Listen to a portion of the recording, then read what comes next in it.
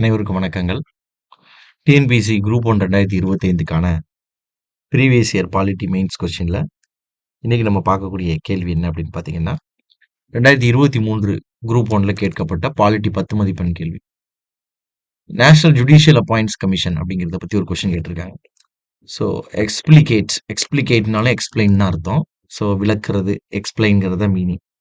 So explicate the grounds on which the constitutional bench of Supreme Court struck down the National Judicial Appoint Commission as proposed by the central government.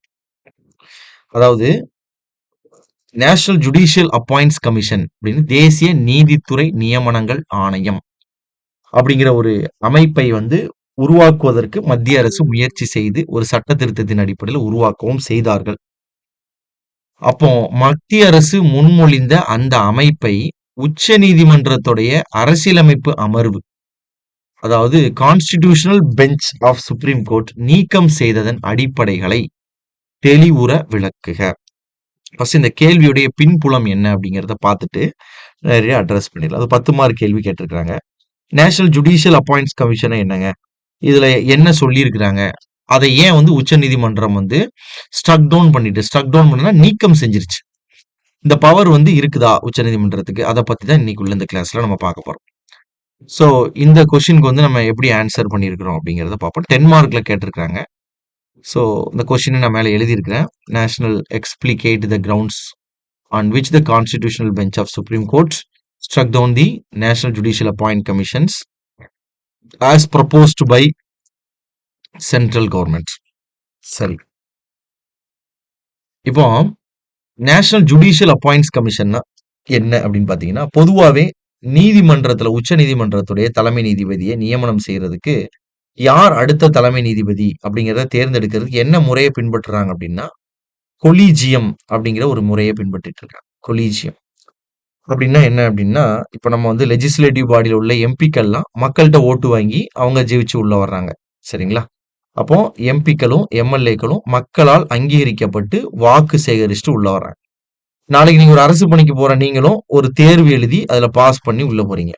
ஆனா நீதித்துறையில இருக்கக்கூடிய உச்ச நீதிமன்ற தலைமை நீதிபதிகளுக்கு பிறகு வரக்கூடிய நீதிபதிகள் இவங்களெல்லாம் யார் தேர்வு செய்யறாங்க அப்படின்னா, அவங்களே தேர்வு செஞ்சுக்கிடுவாங்க. அதாவது நீதிபதிகள் அடங்கிய ஒரு குழுமம் இருக்கும். அதுக்கு பேர் தான் கொலீஜியம் அப்படின்னு பேர். இந்த கொலீஜியத்துல அடுத்த நீதிபதி யாரு அப்படின்னு அவங்களே தேர்வு செய்து கொள்ள முடியும். இந்த முறையை அவங்க ஃபாலோ பண்ணிட்டு வர்றாங்க. அப்போ இந்த முறை எல்லாருக்கும் தேர்வு இருக்கு நாட்டுல. எம்பிக்கு இருக்கு, எம்எல்ஏக்கு இருக்கு.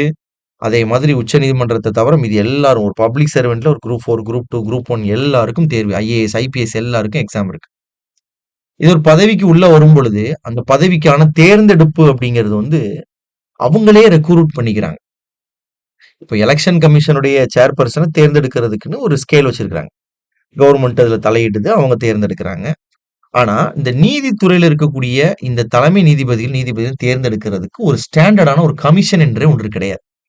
அப்போ கவர்மெண்ட் 2014 என்ன முடிவு எடுத்துடுறாங்க அப்படின்னா, நம்ம ஏன் இவங்களை தேர்ந்தெடுக்கிறதுக்கு ஒரு கமிஷன் உருவாக்க கூடாது அப்படின்னு ஒரு கமிஷனை ஃப்ரேம் பண்ணி, அந்த கமிஷன்ல யாரெல்லாம் இருப்பாங்க அப்படின்னா, சீஃப் ஜஸ்டிஸ் ஆஃப் இந்தியா இருப்பாரு, அதுக்கப்புறம் ஒரு எமினன்ட் ஜஸ்டிஸ் ஒருத்தர் இருப்பாரு, அதுக்கப்புறம் சென்ட்ரல் லா மினிஸ்டர் இருப்பாரு, இது போக 2 முக்கியமான எமினன்ட் பர்சன்ஸ் இருப்பாங்க.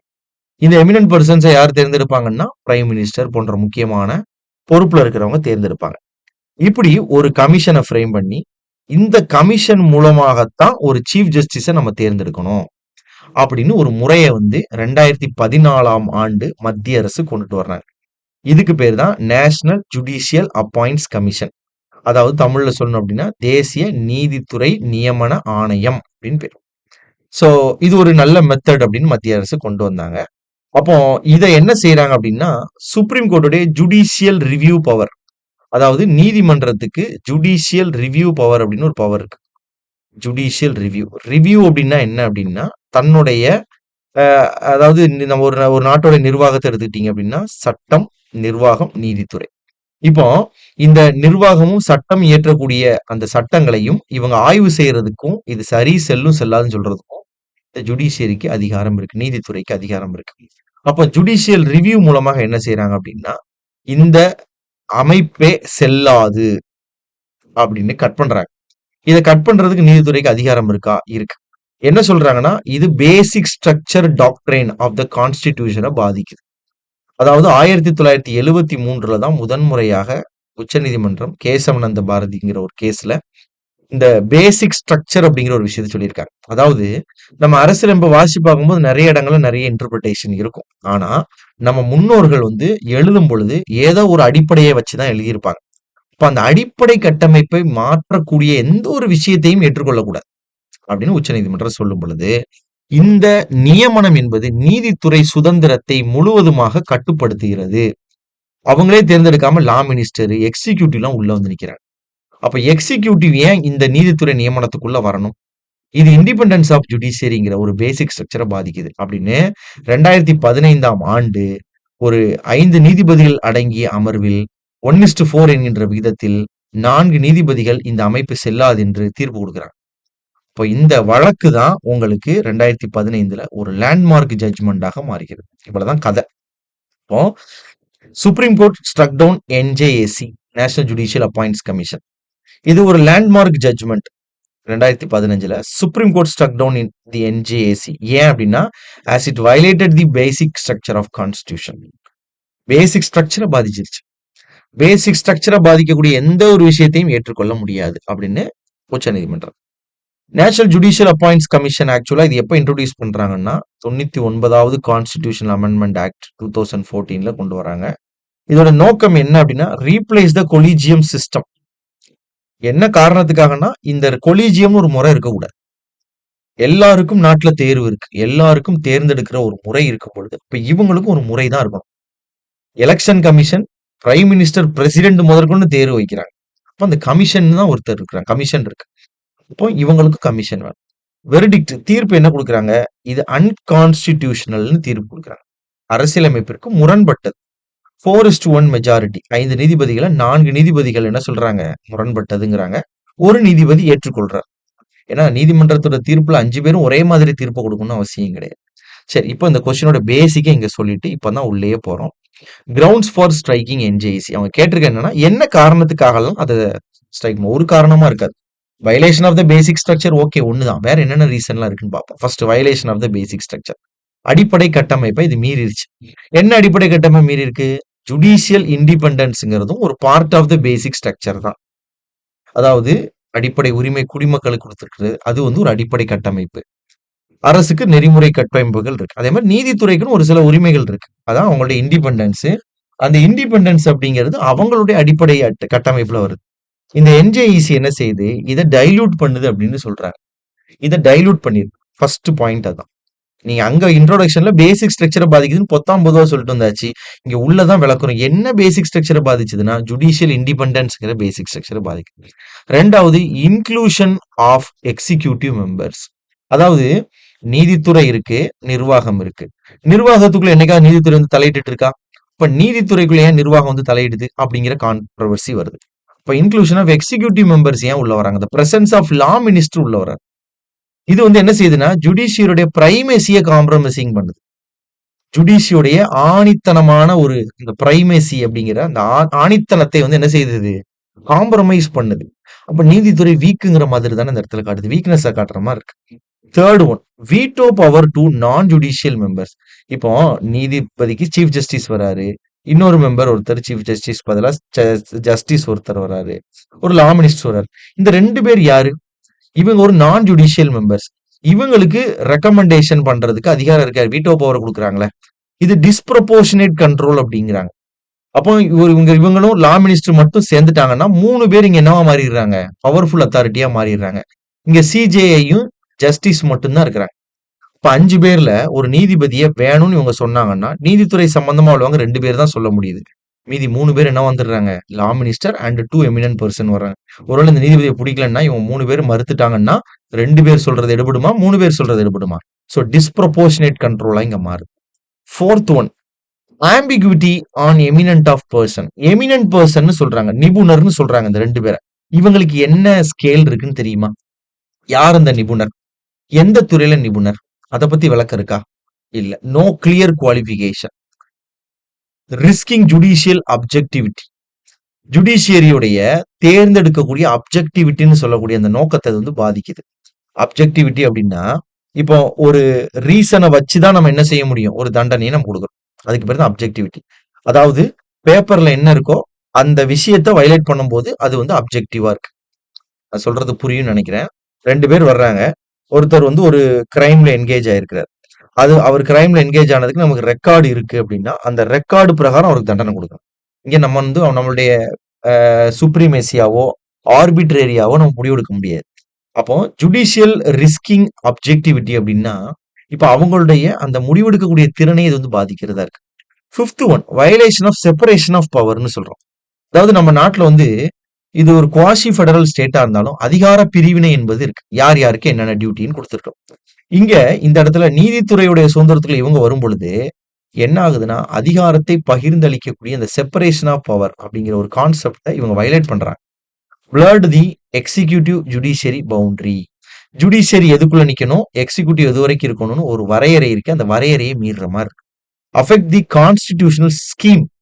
ஆர்டிகிள் 50 பாத்தீங்கன்னா டிபிஎஸ்பில என்ன சொல்லுது அப்படின்னா, செப்பரேஷன் ஆஃப் ஜுடிஷியரி ஃப்ரம் எக்ஸிகியூட்டிவ்னு சொல்லுது. அதையே வயலேட் பண்ற மாதிரி இருக்கு. 6th one no constitutional safeguard. அதாவது இந்த என்ஜேஏசி அப்படிங்கிறது ஒரு போர்டு தான்.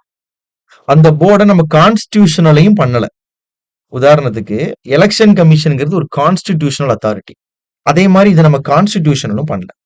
இப்போ lack of check and balances அப்படிங்கிறோம். சட்டத்துல சில இடங்கள்ல அதிகாரம் கூடும், சில இடங்கள்ல அதிகாரம் குறையும். அதை செக் பண்ணி பேலன்ஸ் பண்றதுக்கான எந்த ப்ரொவிஷன்ஸுமே இங்க இல்லை.